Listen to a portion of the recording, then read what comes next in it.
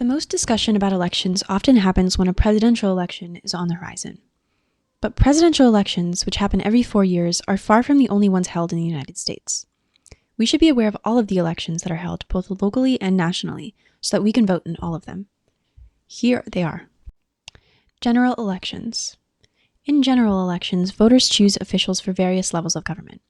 There are multiple types of general elections. Presidential elections fall under this category. These happen every 4 years on the first Tuesday after the first Monday in November.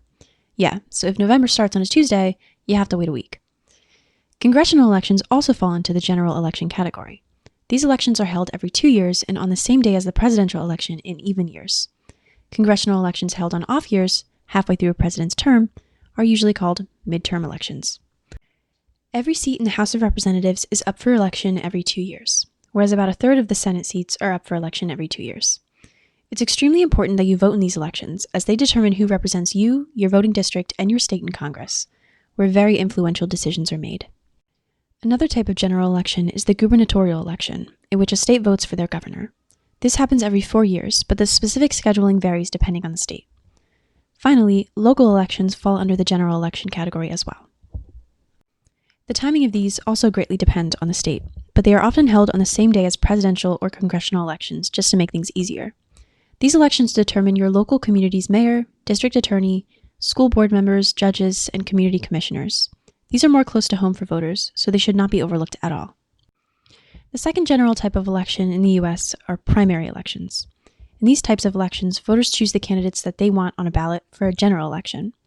So these come before a general election. The rules and dates for primaries vary depending on the state. An open primary means that voters don't have to vote for a candidate in the party that they're affiliated with. So, for example, if you're unaffiliated or registered as a Democrat, you are allowed to vote in the Republican primary.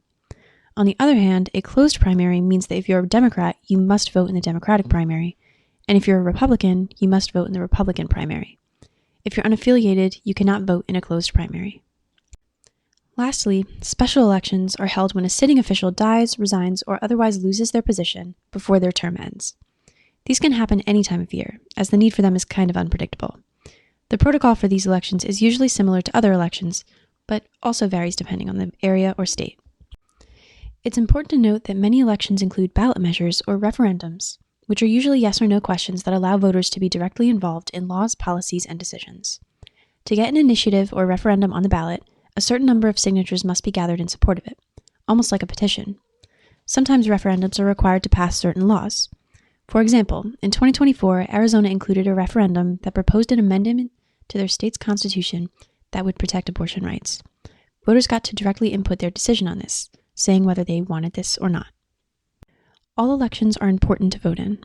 Do not skip out on any election. Choose your candidates and answer referendums with care and thoughtfulness. Voting is the easiest and one of the most direct ways you can impact your community and make it into something you'd like to see.